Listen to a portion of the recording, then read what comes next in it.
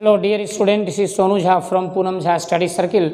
Right now we are having a discuss about a very beautiful chapter that is known as syntax or subject verb agreement. In previous video we have completed one number and let me touch number 2. Here we go, take a look, be carefully. लेकिन एक बार फिर मैं बतला दूं कि पिछला video में जो हम लोग इस चैप्टर के शुरुआत में यहाँ एक लेफ्ट साइड में एक राइट साइड में बॉक्स बना के दिया गया है, उसमें जो लिखा गया है उस पर आप ध्यान बहुत केंद्रित रखेंगे क्योंकि उसी से चैप्टर आपका रोटेट होगा।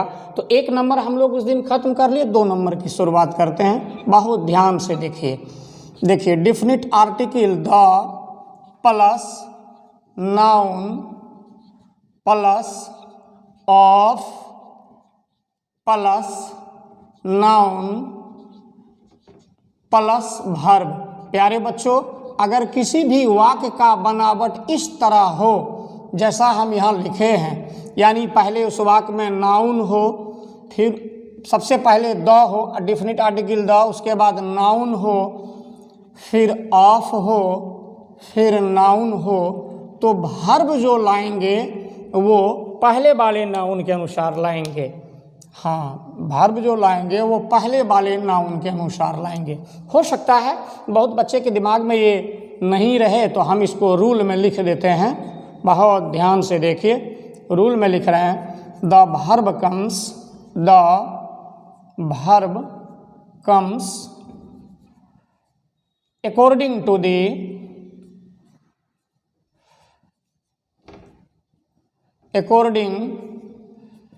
द फर्स्ट नाउन, या सब्जेक्ट भी लिख सकते हैं, क्योंकि जो सब्जेक्ट है वही नाउन है, जो नाउन है वही सब्जेक्ट है, जो विराट है वही कोहली है, जो कोहली है वही विराट है। तो I mean to say the verb comes according to the first noun या सब्जेक्ट। Very good. और ये नंबर थोड़ा खास इसलिए भी है, अगर आप अपने घर में विगत कई वर्ष के क्वेश्चन को देखोगे तो 2011 से लेकर 2020 तक के क्वेश्चन में हर एक क्वेश्चन में एक ना एक सवाल इस नंबर से जरूर रहेगा। तो प्यारे बच्चों, क्या बताए, जब किसी वाक्य का बनावट हो the plus noun plus of plus noun, तो वर्ब किसके अनुसार लाएंगे? पहले वाले नाउन के अनुसार लाएंगे। वही बात हम यहाँ लिखे, the verb comes according to the first noun या सब्जेक्ट। तो let me give some example, कुछ एग्जाम्पल दे रहे हैं। द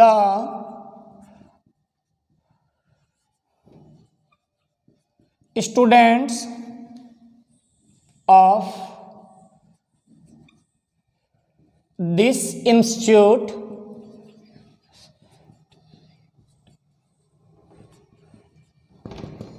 laborious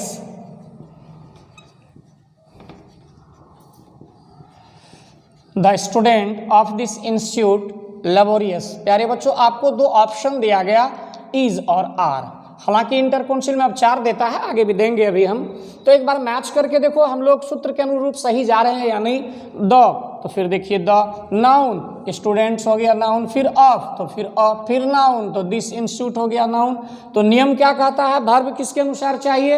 पहले वाले नाउन के अनुसार चाहिए। पहला वाला नाउन सिंगुलर हो तो वर्ब भी सिंगुलर होगा, पहला नाउन प्लूरल हो तो वर्ब भी प्लूरल होगा। तो यहाँ पहला नाउन स्टूडेंट्स आप देख रहे हो प्लूरल है, इसलिए प्लूरल वर्ब का प्रयोग करेंगे। The students of this institute are laborious. दूसरा एग्जाम्पल देखो बच्चों, द ब्यूटी ऑफ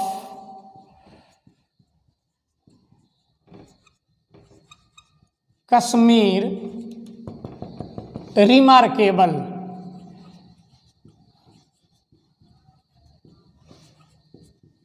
कश्मीर की सुंदरता उल्लेखनीय है, वर्णन के योग्य है। The beauty of Kashmir remarkable.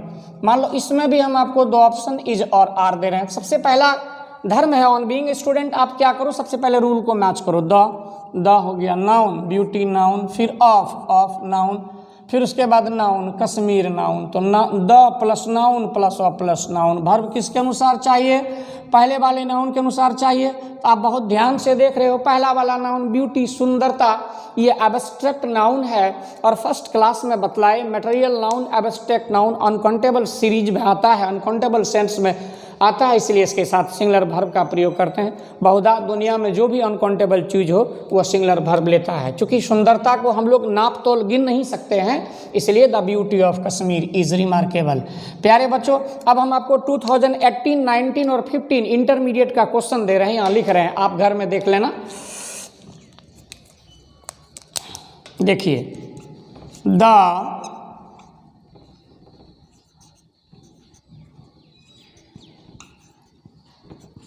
quality of the mangoes, the quality of the mangoes not good।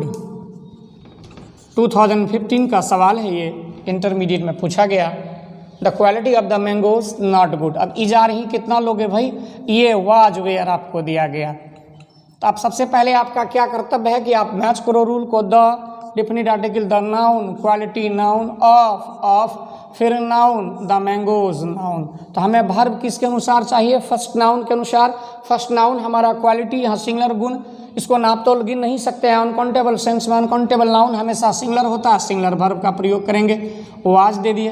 अच्छा, अब देखो इंटर काउंसिल में आजकल 4 एग्जाम्पल देता है। एक एग्जाम्पल मान लो हम ले लिए, द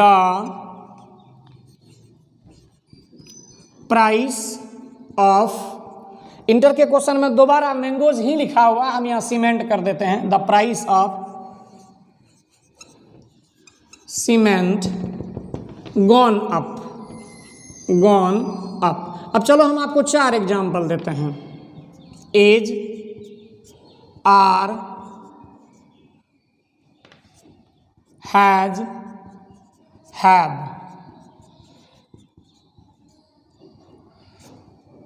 देखो बच्चों, the definite article the noun, price noun, कीमत, ऑफ फिर noun, cement noun, noun plus of plus noun.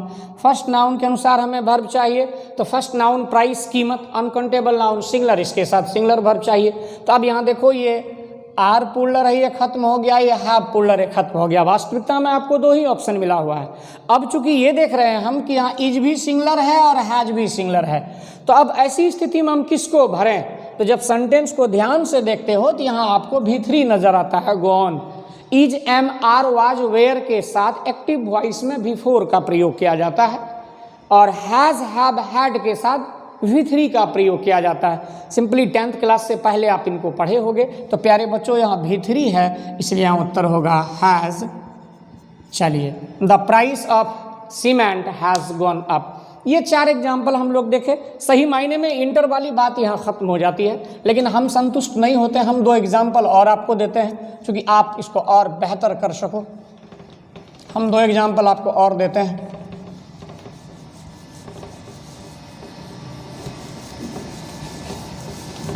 Noun plus of plus noun, इस बात को ध्यान में रखते हैं। मान लो अगर एग्जाम्पल ऐसा हो,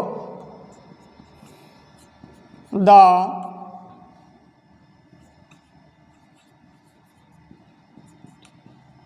condition of the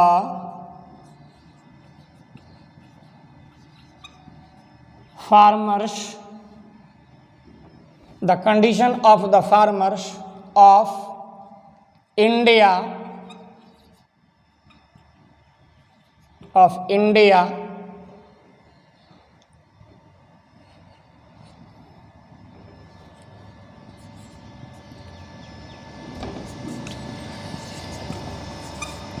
की टेबल दयनीय। अब देखो बच्चों, बड़ा काबिले गौर है जो आपको ये सूत्र दिया गया, ध्यान से देखिए। The noun, condition noun, of फिर नाउन, द फार्मर्स नाउन। लेकिन ऐसे भी तो अप्लाई हो सकता है ना, द, तो देखो द फिर नाउन, फार्मर्स नाउन, फिर ऑफ फिर नाउन, फिर नाउन। तो अब आपके दिमाग में प्रश्न आ रहा होगा कि हमें यहाँ कंडीशन के अनुसार वर्ब लाना चाहिए या फार्मर्स के अनुसार वर्ब लाना चाहिए। आगे अगर 5, 6, 7, 8, 10, 12 बार भी इस प्रकार का सीरीज सेंटेंस में आता रहे तो आप ध्यान रखोगे कि वर्ब हमेशा फर्स्ट सब्जेक्ट के अनुसार ही चलता है। That is the centre of discussion. तो यहाँ वर्ब जो हम लाएंगे वो कंडीशन के अनुसार लाएंगे। हाँ, चाहे कितनों बार आगे नाउन रहे, वर्ब हमेशा फर्स्ट नाउन के अनुसार ही होगा। The condition of the farmers of India is pitiable. कोई शक नहीं, भारत एक कृषि प्रधान देश है, इसमें हमारे किसानों का बहुत बड़ा योगदान है, लेकिन वर्तमान स्थिति में किसानों की स्थिति उतनी सुदृढ़ नहीं है जितना कि होना चाहिए। तो हम आशावादी इंसान हैं, उम्मीद करते हैं कि भारत सरकार किसानों की स्थिति को सबल बनाने में पुरजोर शक्ति के साथ सामने आए। अब एक एग्जाम्पल इसे, अगर वाकई में आप इसको समझ गए हो तो ये एक एग्जाम्पल आप खुद बना के दिखाओ, मुझे बहुत छोटा दे रहे हैं। The water of many rivers of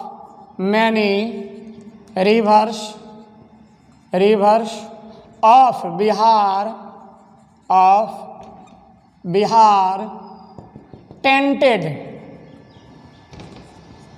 very beautiful. अब यहाँ ऑप्शन में हम आपको ई और आर दिए। अगर सही मायने में आप ऊपर के एग्जाम्पल को बेहतर समझ गए हो तो इसका जवाब मुझे दो। देखो the noun, water noun, of noun, many reverse noun. लेकिन अगर यहाँ से भी देखते हैं तो नाउन हो गया, ऑफ हो गया, नाउन हो गया। हम पहले ही बताए कितनों बार नाउन का सीरीज आए, फर्स्ट नाउन के अनुसार ही भर लाएंगे। The water of many rivers of Bihar is tainted, Bihar के बहुत नदियों का पानी जहरीला या विषाक्त है। टेंटेड मैंने जहरीला या विषाक्त। हम आशा करते हैं अब आपको इस नंबर में दिक्कत नहीं होनी चाहिए। लेकिन अगर अगला एक एग्जाम्पल हम नहीं लिखे तो मेरे मन में हसरत और जो वहाँ पर शिकायत रह जाएगा। तो ये लो लास्ट में लिख दिए, द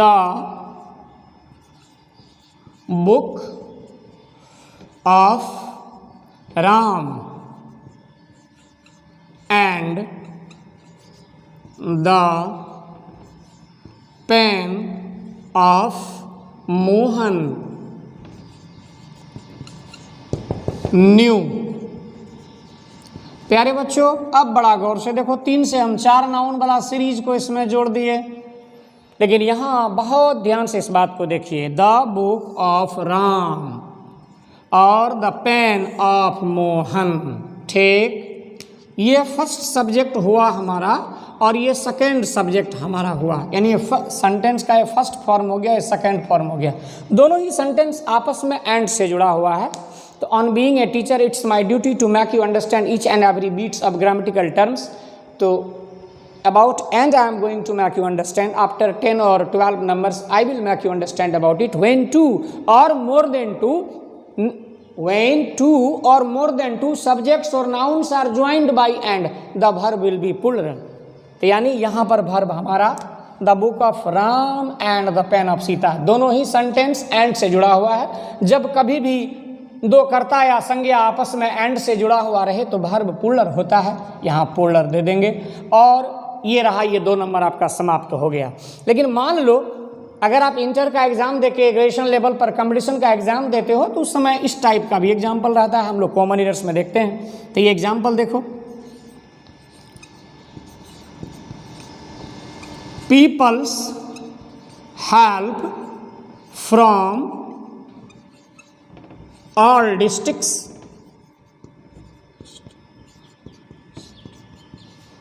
एसेंशियल।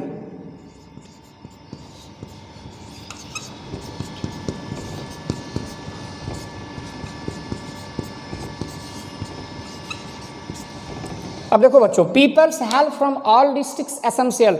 जब कभी भूकंप या बाढ़ आ जाती है तो सीमावर्ती जो जिला होते हैं अपने अगल बगल के जिलाओं को मदद करने के लिए इस प्रकार का सेंटेंस पेपर में निकलता है। अलग अलग संस्थाओं के द्वारा, जिला पदाधिकारी के द्वारा, समाज सेवियों के द्वारा निकाली जाती है। Peoples help from all districts essential, माने लोगों का सहयोग हर जिला से आवश्यक है, महत्वपूर्ण है, जरूरी है। तो प्यारे बच्चों, अब आपके दिमाग में आ रहा होगा कि सर ये पीपल प्लूरल है इसलिए यहाँ आर होगा। तो ये सही है, जब हम लोग 25-30 नंबर के करीब पहुँचेंगे यदि आपको पढ़ाया जाएगा। पुलिस, पब्लिक, पीपल, केटल, शिप्सिन, optical, glasses, channel, king, trousers, thanks, पेटा, फॉक्स, बर्मिन, ये सब पहले से प्लूरल होता है। इनके साथ प्लूरल वर्ब लगता है कब? जब यह सब्जेक्ट की भूमिका अदा करता है। प्यारे बच्चों, यहाँ पीपल सब्जेक्ट की भूमिका में किस तरह से है देखो, ये आपको कंफ्यूज करने के लिए दिया गया है। हम चाहेंगे कि ये बट में इंडिकेट किया जाए। देखो, पीपल्स हेल्प का पहले मतलब समझो, इसका क्या मतलब हुआ? पीपल्स हेल्प मतलब the help of people, the help of people, the help of people. तो वास्तविकता में राम्स बुक माना the book of Ram, Mohan's pen माना द पेन ऑफ मोहन। तो यहाँ वास्तविकता में पीपल्स हेल्प का मतलब क्या हुआ? The help of people. तो यहाँ मिला the noun, help noun, of noun, noun, यानी वर्ब जो चलेगा वो किसके अनुसार चलेगा, हेल्प के अनुसार चलेगा, क्योंकि यही पहला सब्जेक्ट हमारा।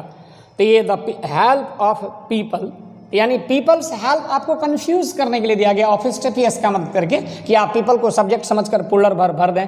हकीकत में पीपल्स हेल्प का मतलब है, नीचे आपको समझाने के लिए लिखे द हेल्प ऑफ पीपल, तो हेल्प पहला नाउन हमारा सिंगुलर है, इसलिए सिंगुलर वर्ब का प्रयोग करेंगे इज। बहुत हो गया, हम आशा करते हैं इस 2 नंबर में आपको दिक्कत नहीं होनी चाहिए। अब हम लोग 3 नंबर में चलते हैं। हम चाहेंगे कि आप 3 नंबर में VVI लगा दें, चूँकि 3 नंबर बहुत स्टाइलिश रूल है। जैसे जैसे हम लोग आगे बढ़ने लगेंगे तो आपको रियली में लगने लगेगा कि यस, ये कॉलेज वाली बात हो रही है।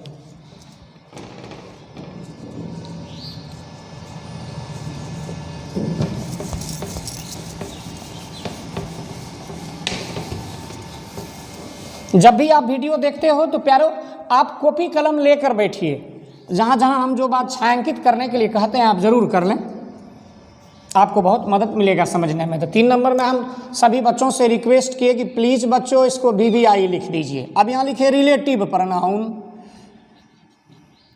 Relative pronoun.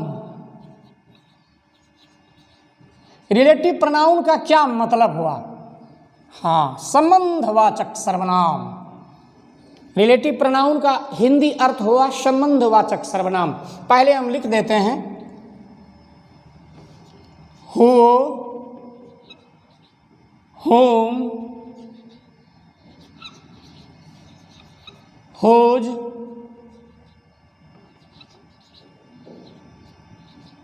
which, that, which, that। ये देखिए, ये 5 शब्द आप बड़ा दिमाग में रखना है आपको बहुत ध्यान से। हु मैंने कौन, हु आर यू तुम कौन हो, आई एम ए स्टूडेंट मैं एक छात्र हूँ, आई एम ए टीचर मैं एक शिक्षक हूँ, इस तरह से लोग जवाब देते हैं। हु मैंने किसको, किनको, हुम do you love most, either your mummy और योर पापा। तो yes sir I like both. कभी कभी बच्चे कहते हैं कि सर मम्मी पापा दोनों बराबर हैं, तो हम इस क्वेश्चन का जवाब ही नहीं देंगे। हुज मैंने किसका, किसकी, किसके। Whose pen is this, whose marker is this, whose pencil is this. Whose मैंने किसका, किसकी, किसकी। विच मैंने कौन सा, which is your favourite food, which is your favourite colour, which is your favourite city. और दैट मैंने वह होता है when that comes in the beginning of a sentence, point out the Hindi meaning वह। दैट इज ए चेयर, वह एक कुर्सी है। जब दैट वाक्य के शुरुआत में आए तो उसका हिंदी अर्थ होता है वह। लेकिन प्यारे बच्चों, जब ये कंजक्शन की तरह प्रयोग होता हो सेंटेंस में, 2 क्लाउज हो सेंटेंस के बीच में, तब इसका मतलब होता है कि, जो, जिसे, जिनको, जिसको, वही। यानी दैट का 6 हिंदी सुनो। दैट मैंने वह जानते ही हैं आप, दैट मैंने की, दैट मैंने जो, दैट मैंने जिसे, दैट मैंने जिनको, दैट मैंने जिसको, दैट मैंने वही। जैसे कुछ example, I am to tired that I can not work, मैं इतना थक गया हूँ कि काम नहीं कर सकता। यहाँ की हो गया। This is the marker that I had bought yesterday at Bhatta in Purnia, यह वही मार्कर है जिसे कल मैंने पूर्णिया के भट्टा बाजार में खरीदा था। तो यह वही मार्कर है जिसे, जिनको कल मैंने पूर्णिया के भट्टा बाजार में खरीदा था। दैट मैंने हो गया 5-6 हिंदी। तो प्यारे बच्चों अब दूसरा देखिए, antecedent.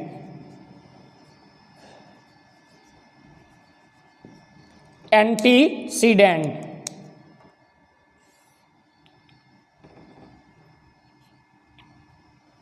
undoubtedly it's a question, what is antecedent? The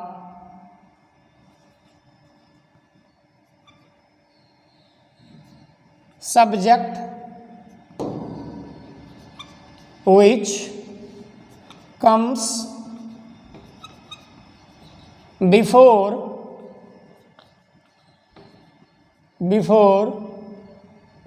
RP. RP मैंने राजेंद्र प्रसाद नहीं, राम प्रसाद नहीं, रिलेटिव प्रोनाउन जो वहां लिखा हुआ है, the subject which comes before RP is called antecedent, is called antecedent.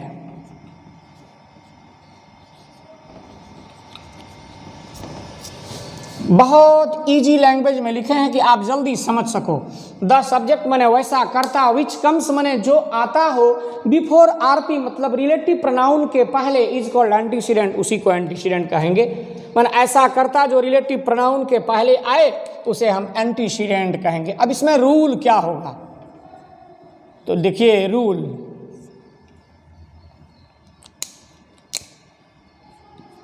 The verb comes according to the antecedent. The verb comes according to the antecedent.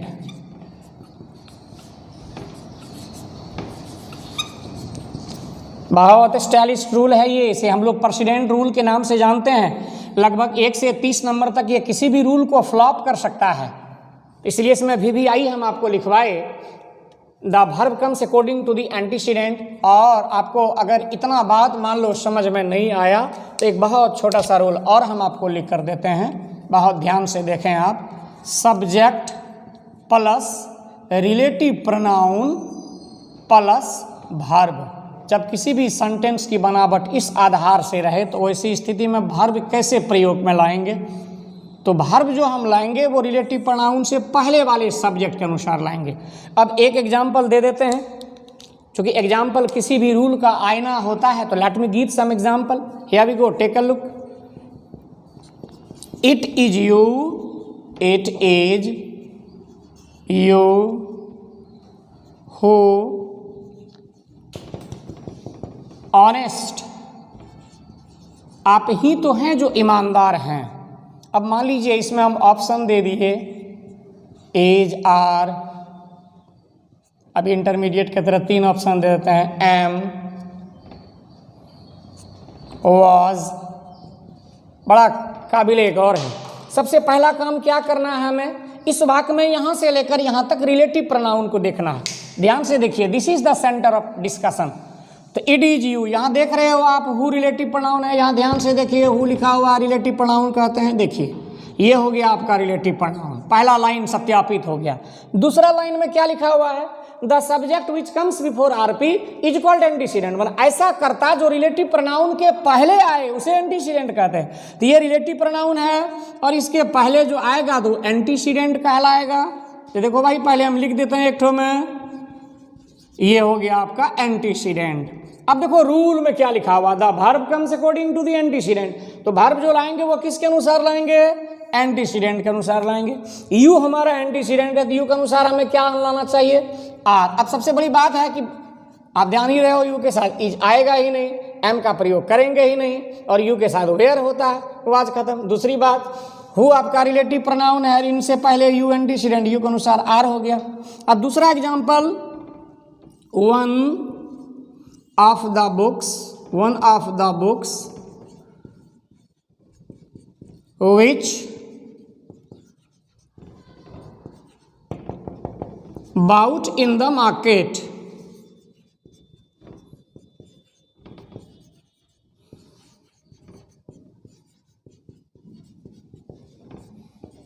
अब देखो भाई, पहला इजम आर में दिए थे, इसमें वाज वेयर में दे देते हैं आपको। सबसे पहला काम क्या है आपका, इस यहाँ से लेकर यहाँ तक इस वाक्य में देखना कि ये रिलेटिव प्रोनाउन है कि नहीं है। तो यहाँ देख रहे हो ये व्हिच रिलेटिव प्रोनाउन हो गया, और जो रिलेटिव प्रोनाउन से पहले आए, earlier I have spoken you all, that is called antecedent. The subject which comes before RP is called antecedent. तो इस वाक्य में आपका ये बुक जो है ये एंटीसीडेंट हो गया, नियम कहता ही है। मान लो अगर ये भारी लगता है तो यहाँ देखो, subject plus relative pronoun plus verb, तो देखो सब्जेक्ट है, रिलेटिव प्रोनाउन है, वर्ब, तो क्या कहता है नियम, सब्जेक्ट के अनुसार वर्ब। तो यहाँ सब्जेक्ट बुक्स हमारा प्लूरल है, इसलिए प्लूरल वर्ब का प्रयोग करेंगे। एक एग्जांपल हैज हैव में देते हैं हम आपको, आई नो दे बॉयज हो ब्रोकन द ग्लास, मैं उस लड़के को जानता हूँ जिसने शीशा तोड़ा है। बच्चे क्रिकेट खेलने में शॉट लगाते हैं, अगल बगल के आंटी की शीशा टूट गई, आवाज़ लगाई, किसने शीशा तोड़ा, नीचे से एक बच्चा प्रतिक्रिया दिया, aunty I know the boys who broken the glass, मैं उस लड़के को जानता हूँ जिसने शीशा तोड़ा है। तो देखो बच्चों, पहला ईजा मार में दिए, वाज भर में दिए, इसमें हाज हैव में ले लीजिए, ये आपका ऑप्शन दिए। ठीक है, अब खास बात क्या है, आपका पहला धर्म है कि रिलेटिव प्रोनाउन को खोजना थी। यहाँ से लेकर यहाँ तक इस वाक्य में हु रिलेटिव प्रोनाउन है, इसके पहले बॉयज एंटीसीडेंट हो गया। खास जाहिर सी बात है, यहाँ बॉयज पुलर है, पुलर भर देंगे। अगर यहाँ बॉय रहता तो हैज का प्रयोग करते, बॉयज यहाँ प्लुरल है, सब्जेक्ट पुलर है, इसलिए भर भी पुलर चाहिए। वेरी गुड, हम आशा करते हैं इस तीनों एग्जाम्पल में आपको दिक्कत नहीं होनी चाहिए। रिलेटिव प्रोनाउन से जो पहले आए उसे हम एंटीसीडेंट कहते हैं और एंटीसीडेंट के अनुसार ही वर्ब चलता है। तो मुझे आशा है कि इसमें आपको दिक्कत नहीं होनी चाहिए। अच्छा, एक छोटा सा एग्जाम्पल और हम लिखते हैं, देखें आप क्या बेहतर समझे। I who a teacher teach here, teach hair.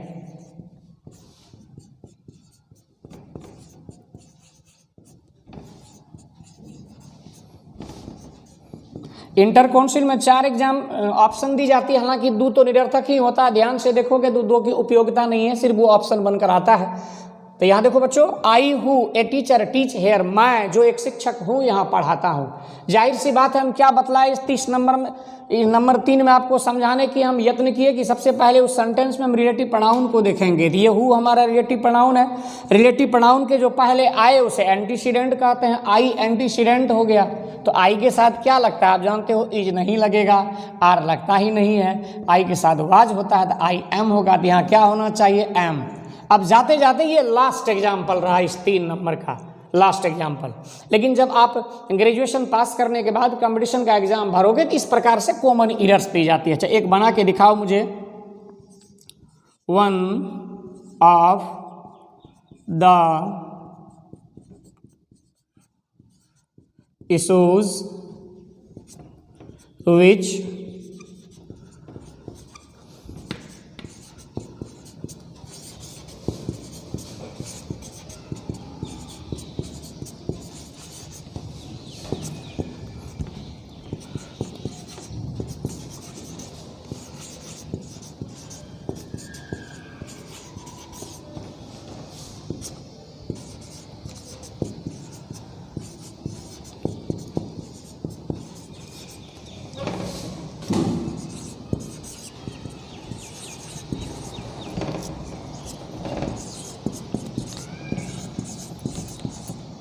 ध्यान से देखिए प्यारे बच्चों, ये क्या हम एक कॉलम लगाए हैं, बहुत ध्यान से देखिए आप इसको।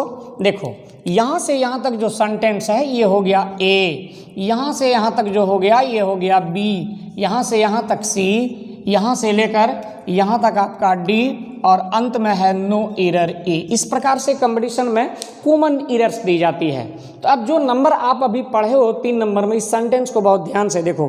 खास बात यह है कि ये 1992 के BSRB पटना का एग्जाम का क्वेश्चन है, आप सर्च करके भी देख सकते हो।